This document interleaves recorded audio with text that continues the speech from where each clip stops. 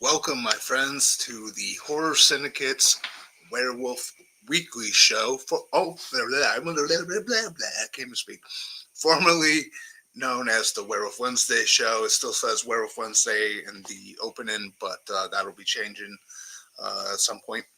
Uh, uh, my name is Seth, and some people say I have an unhealthy obsession with werewolves, and they're not wrong. So I've been going through all the everything for the Howling. I covered the trilogy of novels. I covered the first film, second film, and then last week I had Ray join me for a discussion on the third film. And tonight I am going to be discussing Howling for the original Nightmare. It is directed by John Ha. I don't know if I'm saying it right. Is written by Clive Turner and Freddie Rowe, and it is based on the novel The Howling by Gary Brandner. Uh, the whoop, damn it, skipped ahead. Um, trying, you gotta be kidding me. Okay, forgive me for a little mix up there on my end. So the synopsis. Marie is a popular novelist who experiences terrifying visions that lead to a mental breakdown. At her doctor's recommendation, Marie and her husband Richard hit the road to a small village named Drago. But once there, Marie becomes chilled by the sounds of howling from the woods. To make matters worse, her dog goes missing. Her husband begins an affair with a local shop owner, and a former nun shows up, piquing Marie's interest with a mystery about a former friend who was found traumatized in the forest of Drago. As the days and nights go on, Marie becomes convinced of one thing: someone from Drago is a werewolf. That's the basic summary of it. Uh, all right, so let's be honest here. This film is objectively bad. It features some awful acting. It's got poor direction, terrible score, no atmosphere. It's boring and mostly uninteresting. And the script has severe logic gaps, such as the ridiculous overactive imagination catalyst that sets Marie and Richard on the road to Drago, and the fact that Marie had specific visions of Sister Ruth and Werewolves on Fire prior to even going to the village. Some of that stuff made no sense in the very beginning with how they were setting things up. And also, on top of that, like Marie seeing, uh, not only continuing to see visions of Sister Ruth, but also the elderly couple who lived in their particular cottage uh, beforehand, who apparently just left a year prior. So there's a lot about this film that is just objectively bad. Okay, um, and it can make for a tough watch. However, that said, I give this one a pass for one specific reason. It's fairly faithful to the first novel, more so than Joe Dante's adaptation. Sure, there are some liberties taken, like the reason for the couple to go to Drago, and adjustments to the characters and their names. Here we have Marie and Richard instead of Karen and Roy, Tom instead of Chris, Eleanor instead of Marcia, Sheriff uh, Carson instead of Anton Gaddick, so on and so forth. I'm specifically talking the first book, not the first movie. First movie was a loose adaptation. This is very, very faithful to the first book, and it does take liberties, of course, and it does change things up again. Character names, certain character, their characteristics or whatever. But as someone who uh, frequently revisits the novels, almost every time after I finish the first book, I put in this film, Howling for the Original Nightmare, because it is so faithful to that book. All the beats are there, um, and I think we can call this objectively it's bad. We can say Howling 4 is a very boring movie because it actually is. Nothing really happens in it. When stuff does happen, it's sort of like uh, it's it's uninteresting the way it's shot. Like in particular, the couple that are hitchhiking through or not necessarily hitchhiking. They're like hiking. That's what I meant. Hiking, not hitchhiking, just regular hiking. Hiking through the woods of Drago. Uh, when they are attacked, it's all like point of view. It's the camera coming at them.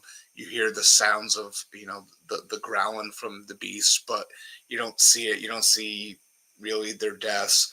And it happens on several occasions where there are moments where uh, interesting stuff could have happened, but because it's such a poorly made film with likely a very small budget, uh, I don't think it does a good job in that way of making the first book appealing.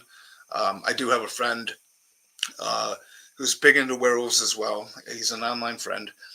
His name is Darren, and we've had this like joking debate. I've always said I actually like the first Howland novel better than Joe Dante's movie. He feels the other side, and I feel like if someone did faithfully adapt the first book and they had you know uh, a good budget and decent people behind the camera, I think an interesting movie could be made of it.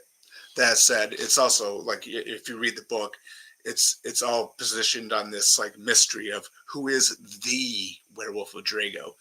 And if you're familiar with the story at all, if you've seen the original movie, you know that it's not just one, it's everyone. So it's like if you're new to reading the first book, uh, the mystery may kind of bore you. There isn't really a lot of stuff that happens in the book. There is stuff that happens, and I think it could have been made well, but this was not a well-made film. But I do come back to this movie specifically because of how faithful it is to the first book. So that's where I give it a pass. And I am not saying that I recommend it. I am not saying that um, it's good or it's anything but bad. It's just for me as such a huge fan of the novel, I can put aside the low quality of this film and and watch it, and I do put it in and watch it every time I revisit the books, specifically after rereading the first book. Um, but I think for me that's just like that's my own personal thing. Other than that, obviously I can't recommend this movie. I won't say that it's good. I won't even say that it's watchable. I feel like anyone who is going through the Howland films for the first time may be severely bored by this movie. And yeah, it's just not a good movie. Uh, One positive I will say though is that I do like some of the effects work here. There's a really cool moment, like the transformation itself makes no sense, but when Richard is sort of like melting away. Um, I think it's a cool it's a cool visual effect. I think I think the effects are pretty good. They're done by Stone. Um, I mean, even some of the bad effects and transformations, they're not so great. I mean, this looks just absolutely hideous. Uh, I don't understand the design here whatsoever with the bottom part being so long in comparison to the top. Uh, but I think there's a couple of I think moments where the werewolves look okay. Uh, right here, it looks okay. I just don't care for the snout. It just doesn't the snout and the lower jaw. It just doesn't look right. But I mean, it is what it is. You know, there's moments where the wolves look okay. Um, now, hold on. So, obviously, the type of werewolves in this case is well, it's kind of like you see, kind of like both sides of the bipedal and quadrupedal. Um, so it's got a little bit of both. Um, my overall impressions of the werewolf design, again, there are moments where it looks decent. There was one scene in particular, actually when Richard is first bitten, that I think uh, when he sees Eleanor in werewolf form, it looked pretty damn good. But then you have moments later on where, again, to pull up the image, like that's just weird looking. So uh, the werewolf designs are like a hit and miss with this movie. Uh, werewolf action, there's hardly any at all. Stuff happens in the movie. Again, like I mentioned earlier, with the hikers going through Drago and getting attacked, done in it was shot first person perspective. Um, there's a little bit of werewolf stuff towards the end, but the werewolf action is unimpressive, remarkably unimpressive. Werewolf transformation, it's another thing we're mixed on. So um, I liked Richard's kind of weird transformation, even though it makes no sense. I have no idea why he kind of completely melts away and then kind of reforms. I don't get the method they were trying um, to do with that. And then there's other werewolf transformations that don't look so good. So the transformations are hit or miss. Werewolf sound effects, uh, I think they sound fine. Very, generic howls and growls. Nothing remarkable. They're just standard. Werewolf lore.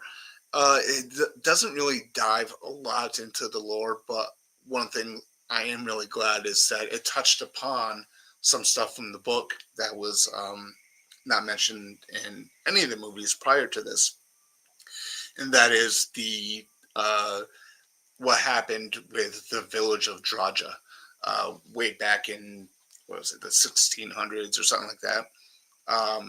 Which is a village where people suspected that there was a werewolf, and they killed everyone there because no one would confess who it was.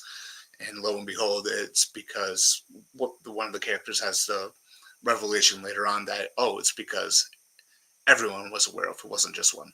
I'm glad that they touched upon that. I actually find that backstory of Draja that Gary Brandner put into the first book actually very interesting. But other than that, it doesn't really explore much of the lore of werewolves. It's just these are the surviving ancestors from Draja, and they live in a northern California mountain village as the werewolves. So overall thoughts on this film. Uh, it's, as I mentioned earlier, it's objectively a terrible movie. It's got bad acting. It's poorly directed. It's poorly paced and edited. Uh, it's got no atmosphere to it. It really lacks in the werewolf action and terror. You don't really feel that. I feel like the mystery that this film is taken from the book um, is done in such a kind of boring way. It's yeah, it's just overall a bad movie.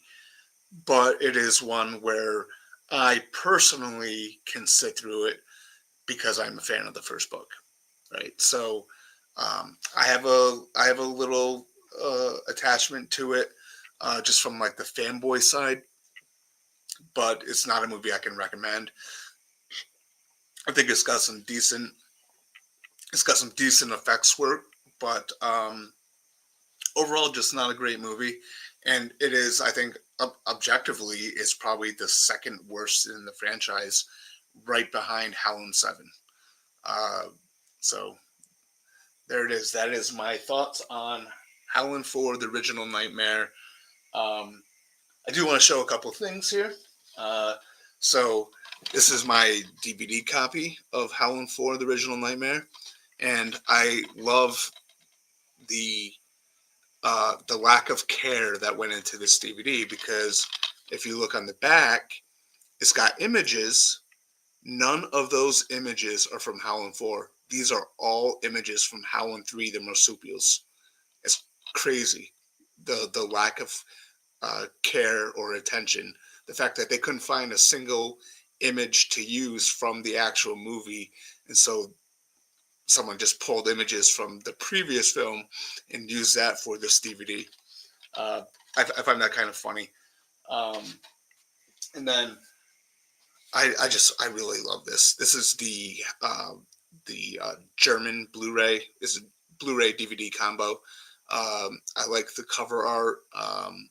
It looks great on my TV. The picture and sound quality are are actually really good. They're really good transfers. I got Howling 4 and Howling 5, the Blu-ray DVD combo from Germany, um, and they look miles better than the DVDs, and they completely fit my entire screen.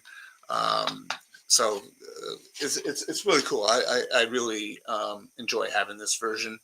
Um, and again, I'm a huge fan of Howling 5, so can't wait to talk about that next week.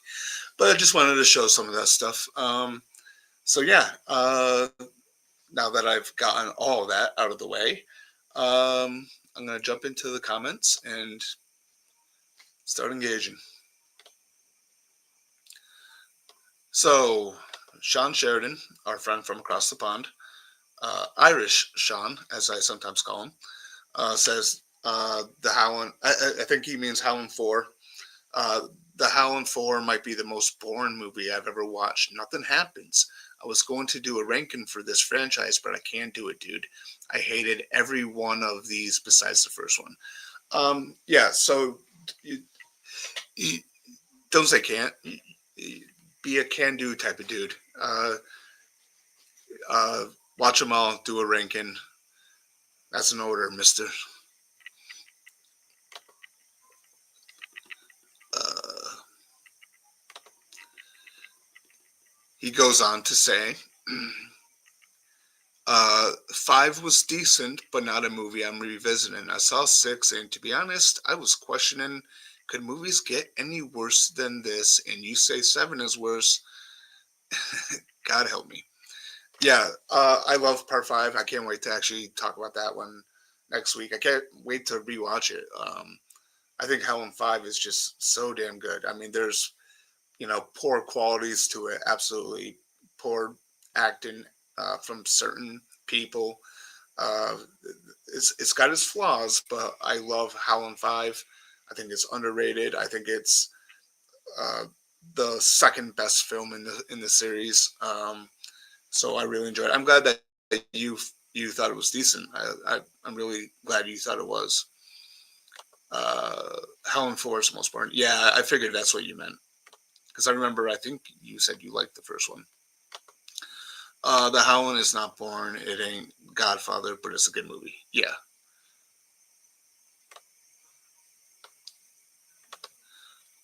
Talking of werewolves, I saw the Wolfman 2010.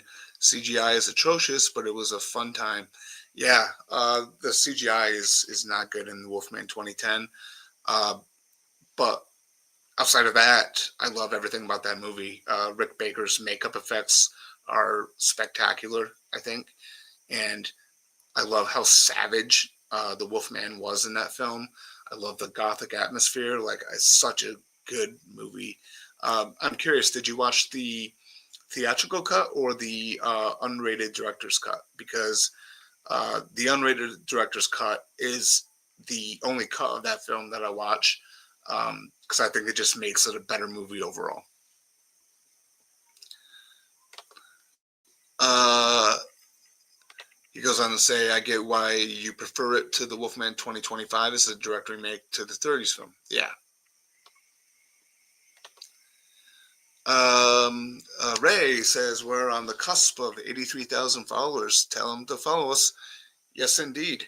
We're showing some damn good growth on our Facebook, according to Ray.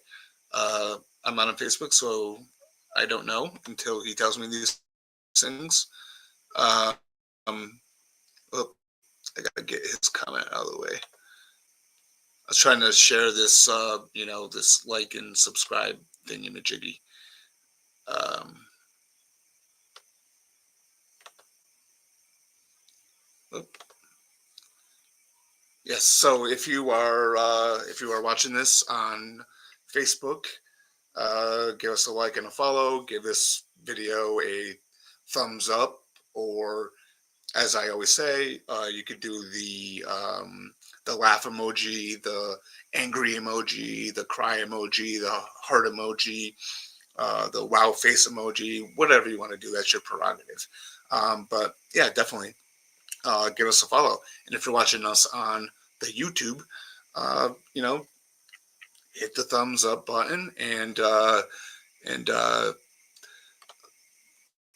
subscribe if you're not subscribed, and leave a comment about what you think about Howling for the original Nightmare in the comments, and yeah, just let me know. God damn it. So that is your mission if you choose to accept it. Scott Walker says, hi, Seth. I'll just have a McDonald's for lunch. Awesome. Seth, when you were a kid, McDonald's promote any? Not that I'm aware of. I think werewolves have always been sort of like the. I don't know. I kind of look at it as like the subgenre of horror that is the least valued. You know, everyone loves slashers and vampires and zombies and demons and possessions and blah blah blah, and werewolves. You know, werewolf movies getting theatrical releases wasn't really as common. There's a lot of direct-to-video stuff. So yeah, I don't believe McDonald's has ever endorsed a werewolf movie, although they should. Definitely. I don't know which one, but they should. I watched Hellraiser, and the Howling series of that is not Trial by Fire. I don't know what is. And we appreciate your sacrifice, sir. Yeah, we appreciate your sacrifice, and you've been a good little soldier for us. Much appreciated. But you still have to do a Howling franchise ranking on your YouTube channel, Sean. Oh well, 2 more for Howling, and I'm over the finish line. I'll wake up just been a bad dream. There you go. Oh my God! Like, so, what you got left is 7, which is single-handedly the worst film in the franchise. Probably one of the worst movies ever made. Period. And then Howling 8, which is the Howling Reborn, which is basically the Twilight version of Howling. And there's some stuff in that is decent, like the look of the werewolves, but good luck into that one as well. But again, we appreciate your sacrifice. Um, Some of the werewolves look like the rats from Godzilla 1998 cartoon. Yeah. Uh, Sean Sheridan is very honest. Yes, he is. And he's someone who oh,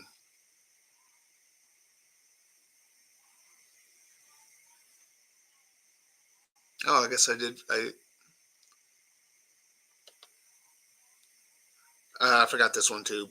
Rain says, "Hey Seth, hey, how's it going? Uh, have you seen Howling 4? And what do you think of it?" Let's see. Yeah, so Sean Sheridan, very honest. Sure is. Uh, like I said, you last week, a lot of Australians found Howling 3 racially offensive. I don't know why. Maybe because where else will you do think of so much? I don't know. I don't know what specifically offends them about it. Not from Australia, so I don't know. But yeah, it's crazy to think about. I've never saw anything that would be considered offensive in there, but um, I'll take your word on it, man.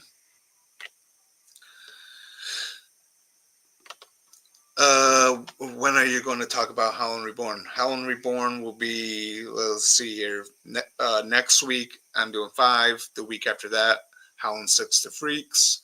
After that, Howling 7, New Moon Line Dancing. And then after that, so 4 more weeks. So probably, what, beginning of November. Um, I'll do the ranking, but it's just going to be me bitching. Well, it'll make for good entertainment, especially knowing that I got you to watch this franchise, which, you know, I don't know. I rented The Wolfman on Prime. I liked whatever cut it was. Okay, fair enough. I read an article about the remake of Creature from Black Lagoon. Don't want to make the creature more mermaid like. Why do you think that is? I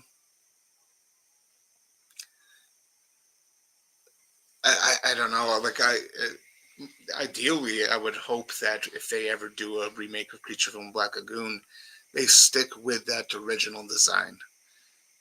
Don't really. I mean, you could do some small things to update it, but that design is iconic. Creature from Black Lagoon is iconic. Um, yeah, change it up. Just yeah, I don't know.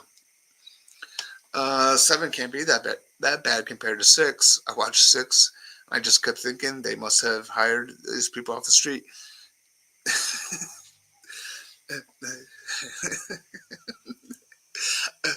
Okay, okay. If you don't think 7 could be worse than 6, gas price coming to you. And honestly, I kind of like 6, but I'll get into that when I talk about it. There's aspects of 6 that I really enjoy, um, despite being a super corny movie. Um, there's things I like about 6. So 2 more weeks and we'll talk about that one, my friend. If Robert Eggers can't make werewolves popular again, I have little faith who could. Yeah, I mean, I can't wait for his film. Cannot wait. Um, the Howling is a classic. I only like Howling 2 because I saw it as a kid. Howling 4 is atrocious, but discussing werewolves is fun regardless. Absolutely, and that's the spirit. That's the spirit. That's why I do this show. I have no one else to talk about werewolves to. Everyone else is like blah blah blah. I like vampires more. Blah blah blah. I like slashes more. And there's like a lot of werewolf movies that I've seen that other people in my life have not seen. So I literally have no one to talk werewolves to. So I'm like, you know what? I'm just gonna do this on here, and somehow it got some people to follow along, and I appreciate it. Uh, I would put Home 4 at 3 is born, but the acting and story choices are not as bad as 2 and 6. Yeah, well, I think the story choices, I think it's mainly like it's mainly because of Gary Brandner, right? It's because Howland 4 is so faithful. to Brandner's first book, that uh, it it's kind of like it gets a free pass for that. Um, Acting, I say there's not everyone in Howling 4 is like a terrible actor. I actually like what's her name, Romy Windsor, who plays Marie. I like what's his name, Michael Weiss, who plays Richard. Um, there's a couple, like, the couple that runs the convenience store in Drago. Didn't really mind them so much. But then there's other people like Marie's friend Tom, just terrible acting. The lady that plays Janice has moments where she's terrible, moments where she's okay at best. Um, but I think just for the quality of the movie, Howling 4 is, in my opinion, like on an objective level, the second worst in the franchise. But I don't have it ranked as second worst because I do have this little attachment to this movie because of the fact that it's faithful to the book. So, Howling 6 is the carnival for another movie. Maybe it could work, but it doesn't feel like a werewolf movie. It feels like a spec script they slapped a werewolf in. Yeah, yeah, I agree. Uh, I'll get, again, we'll get more into that in 2 weeks when I cover Howling 6 to Freaks. Because there's things with the concept that are really cool. Then there's things that I wish the concept of it fell into better hands, more artistic hands. Um, but I still have fun with Howling 6. For me, I think it's a fun time. I got this DVD that is literally a Howling 5 and 6 combo DVD. And it's hilarious because, so now how I mentioned how the Howling 4 DVD has images from Howling 3 and nothing from 4. On the back of my Howling 5 and 6 DVD, they literally mixed up the release dates. So it shows as Howling 5 came out in 1990, but Howling 6 came out in 1989. So it makes no sense. There's like a lack of care. But yeah, I didn't think the acting was atrocious in 4. It was not great, but 6, oh dear, it's bad, especially the lead bad guy. So I liked the lead bad guy. I liked, is it Bruce Payne, who plays Harker? Um, yeah, he was in, what was he in? Warlock 3. He was in a werewolf film I talked about a couple months ago called Full Eclipse. Um, yeah, I mean, I don't mind it. I don't mind Howling 6. Um, Despite its flaws, it is a very flawed film.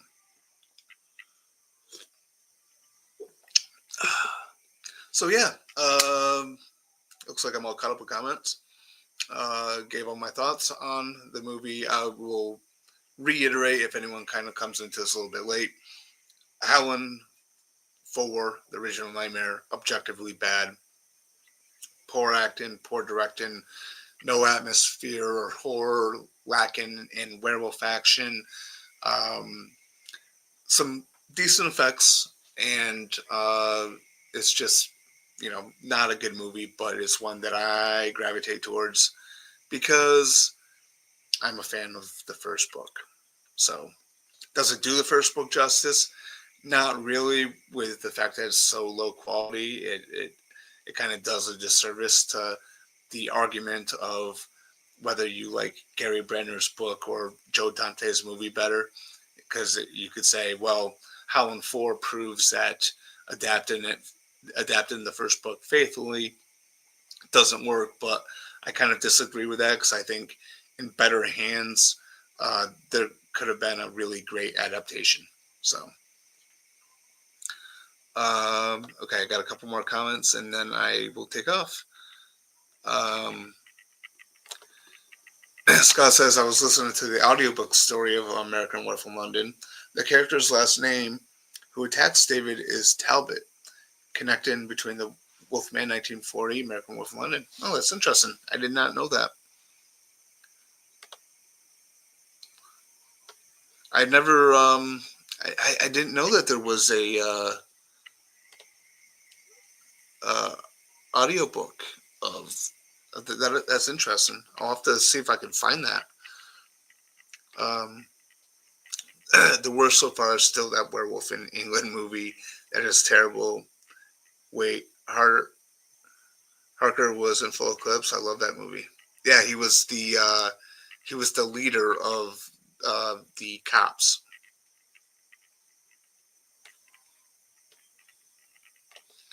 Uh, Picked one worst werewolf movie of all time. I won't ask best because I know your pick is American Wolf in London. Worst werewolf movie of all time. Oh, where do I begin? Um, Got my handy dandy list here of all 138 werewolf films I've seen. Um, yeah, there's so many bad ones. Little Red Werewolf from 2023. Summer of the Wolf, also from 2023. Shaky Shivers, also 2023. Werewolves of the Third Reich, which I think was 2017. Awful movie, just a blatant plagiarism of Inglourious Basterds. Um, Animal Inside, Bone Hill Road, Werewolf Island, Werewolf Cabal. There's a movie called Wolf from 2022. The Hunting, uh, Howling 7. Um, yeah, there's just so many. Yeah, I got so many like just awful werewolf films that I'll probably have to watch again to cover them on here because the plan with the Werewolf Weekly show is to literally talk about every single werewolf film or book or whatever, and not just the ones I like, but I'm going to talk about the ones that I don't like. I got to start kind of coming up with a schedule for 2026 and kind of pepper it with, you know, werewolf films that I enjoy and werewolf films that I despise. Um, so yeah, those were a couple examples of some of the worst ones. I mean, there's quite a bit of terrible ones. Rain says Howling 6 is fun, just like American Wolf in Paris is fun. I loved a lot of bad fun horror movies. That's exactly how I think about it. Absolutely. Honest opinion, do you think there might be a connection to the 1940 Wolfman and American Wolf in London? Sorry, that there are chances it's Lon Chaney Jr.'s character. No, I don't, because they in American Wolf in London they specifically mentioned Lon Chaney Jr. and the original Wolfman film uh, on a couple of occasions. Was he the leader of the cops? He was good in that. Maybe 6 was just as bad day at the office. I've seen that many werewolf movies in the last year. They all kind of feel the same after a while.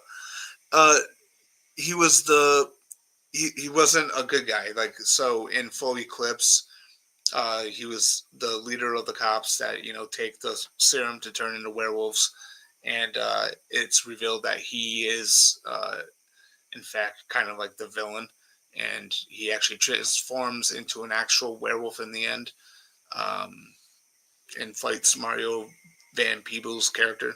I don't know if that's jogging a memory for you, um, but yeah. Yeah, so is there anything else that anyone wants to talk about? Anything werewolf related or whatever? Just let me know. And again, if you are watching on Facebook, uh, hit the like button, the or the thumbs up, the laugh emoji, cry emoji, heart emoji, angry emoji, wow face emoji, whatever. And leave a comment of what do you think about Howling 4, and do you think Howling 4 is the worst in the franchise, second worst in the franchise? Uh, yeah, just let me know what you think about it. And if you're watching on YouTube, do the same. Hit the like button. Subscribe if you haven't. Um, Leave a comment. Um, Tell all your friends. Stuff like that. So yeah, doesn't look like any other comments are coming in. So I'm gonna probably call it a night.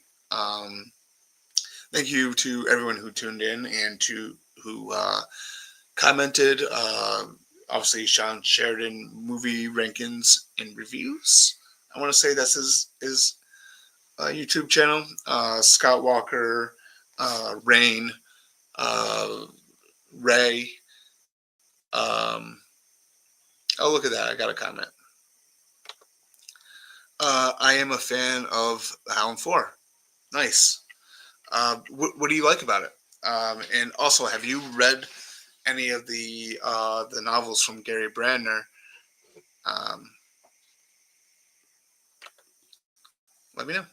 There's a DVD on my Grail list of Howling 4. Comes with a CD. Oh, nice. I don't know how long you've been here, but I was showing this earlier. These things earlier. So uh, my Howling 4 DVD, and on the back side, they have 4 images. Not a single one of them is from this movie. These are all images from Howling 3. I love that lack of care put into the Howling franchise. It's ridiculous. Um, and then I also have this German uh, DVD Blu-ray combo um, thing. It's actually pretty damn cool. Um, it's got like this booklet in between both of the discs. Of course, it's all in German, and I don't know German whatsoever, so I can't read it. But it's pretty cool, and I like this cover art. Um, I think it's pretty damn cool. I got this for Howling 4 and Howling 5, so I'll show that one off next week. Um, yeah, it's just fun little things I like to show off. I have not read the novels. Oh, you should though. You definitely should, um, for sure. Uh, Seth American Werewolf in London audiobook is on YouTube. Excellent. So I will check that out at work. Definitely. Um, it's actually pretty interesting. I didn't really know that. Yes, I feel that they may have happened a few times. Love the German media books. Don't have them though. Love to see them. Yeah. Um, I paid a lot of money for both of them. Probably more than I should have. But I got sick of waiting for Scream Factory to put out the rest of the series because they did Blu-rays for 1, 2, and 3, and then they just stopped after that. Um, and of course, I got a Blu-ray player that I specifically paid for that is region free, so I can put these in and watch them. And the I gotta say, man, the uh, Jesus Christ, the picture and sound are really good with these. Like, putting these in, it's like, grainy, they're, boxed, whatever. They don't look great, but the visuals are very cleaned up.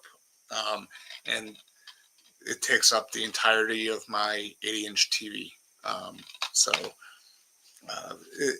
it's really cool seeing cleaned up versions of Howling 4 and 5, to be honest with you. Especially 5. Especially 5.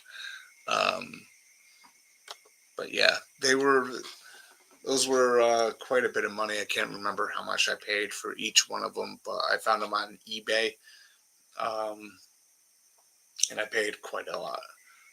I think I saw where they also have a third. They have the marsupials as well, um, but I don't know if I'd get that because I have the Scream Factory Howling 3, and that looks just fine, um, and all that. So yeah, there's that.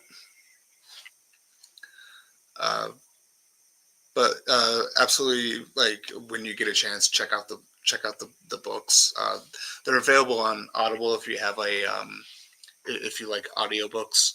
I got it's funny. I got the Howling trilogy uh, physically, because I prefer to read an actual book instead of read from a screen. But I also have all three in my Audible account because I like listening to stuff when I'm at work, and it's so quick and easy to listen to a book during the entire time of work. Like you can get through it. You know what I mean?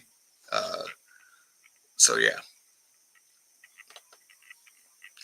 Okay, I'm watching Howling 7, like ripping off the bandage. There you go, my friend.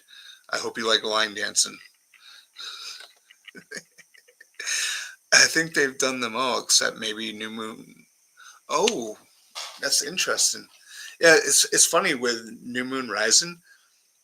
It didn't even get a DVD release, which is weird, right? Like that movie only existed on at least here in the States. I don't know how it is overseas. But New Moon Rising, uh, there was a VHS, but there was no DVD of it, which is weird. And as much as I rag on that movie, like if there was a physical media of it, I'd buy it to complete my collection. Um, but yeah, did you know the SpongeBob SquarePants episode Graveyard Shift is very similar to Scream? I don't even I haven't watched that one, so I have no idea. Uh, yeah, I've seen like some SpongeBob like when my kids were younger, but I don't remember them. So uh, I'll just take your word on that, my friend. So yeah, so does anyone have anything else, or shall I just take off?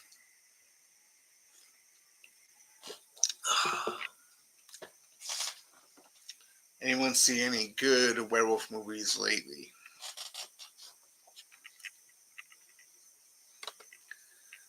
I bought New Moon Rising Region 2 DVD just to complete my collection. Okay, that's cool. I didn't know that it did get a DVD overseas. That's interesting. I'm gonna have to look for that because my player will play it because, like I said, I intentionally got a region free player, um,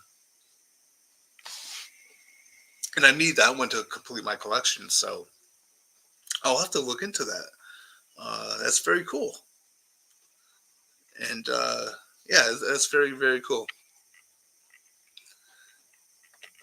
And like it's such a terrible movie. It's like I get it to complete my collection, but I don't know if it would ever get played. But completing your collection makes it worth it, doesn't it? Alrighty. Looks like I'm all caught up in comments. No one else is saying anything. So I am going to bounce for the night. Next week, join me for Howling 5, The Rebirth. Spoiler alert, it's my second favorite Howling film. It is a film that I very much enjoy, so I'm actually really looking forward to rewatching that and discussing it. Uh, so, one more comment here. One more. I'm on the opening credits. Yeah, I can tell what it's gonna be. Oh, you have no idea, buddy. You have no idea. You are in for a ride. I don't know if you drink or anything, but it might help. Yeah, so anyway, thanks for joining. Everyone who chimed in, I named a bunch of people earlier, but also Joran has also joined, so thank you to you as well. Much appreciated. Howling 5 is my favorite sequel. I'll plan to be there tonight. Yes, definitely plan to be there, man. It'll be, I believe, either next Wednesday or Thursday at 9:30. Oh, it would have to be Wednesday, I think, because I think next Thursday, I think is when Black Phone 2 is out, right? And I made plans with some friends to see that. So next Wednesday, definitely join me for Howling 5, the Rebirth, because it's a fun movie. Even Sean Sheridan says that he thought it was decent. So kind of looking forward to getting Sean's in-depth thoughts on Howling 5 next week. So anyway, have a good night, everyone. Uh, Beware the moon, and